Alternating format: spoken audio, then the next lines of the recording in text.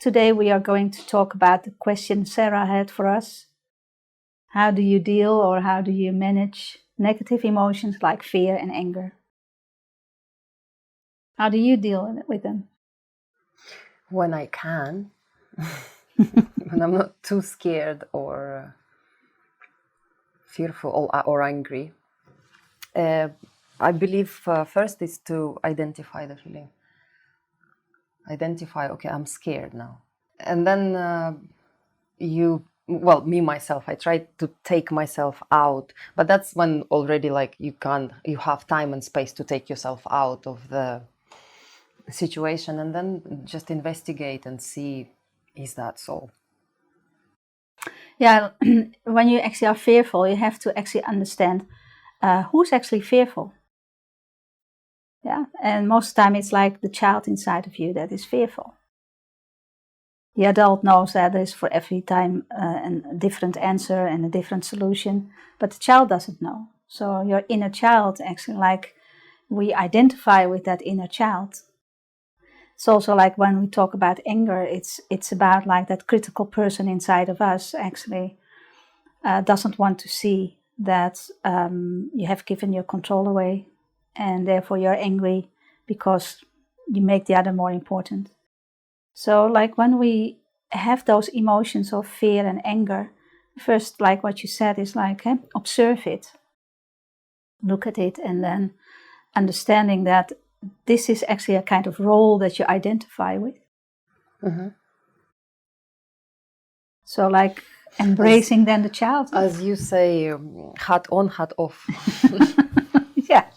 Whose hat am I wearing now? Yeah. Is it a fearful child hat? Taken off, parent. Taken on, taken off. It's a really good exercise to. Yeah. You just sit there when you have time again, and to take on and off the hats again of fear, of anger. There's a kind of other element in it, like when we are fearful or angry, that means that we haven't taken care of ourselves. So it needs also self-compassion in that sense, that you look what is happening and that you ask yourself what is going on and why you step in the shoes of the child.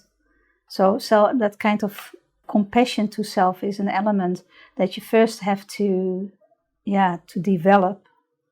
Not being like angry and staying in the anger, but like stepping out is that kind of compassion then for self.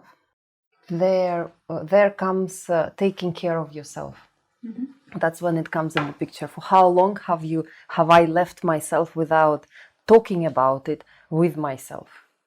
Mm-hmm. So you sit down and you bring it up, and then, again, for me, I sit down and I put things in places and I think, okay, this is here, this is here, this is here. Is that so? And then I make myself a plan. And once I have a plan, that's taken care of for me. But that's me. I think, everybody deals differently with it. But we need certain things to do before we can actually like see our anger and fear. And that's actually like having compassion with self and being able then to make the plan, as you said. Okay. Thank you.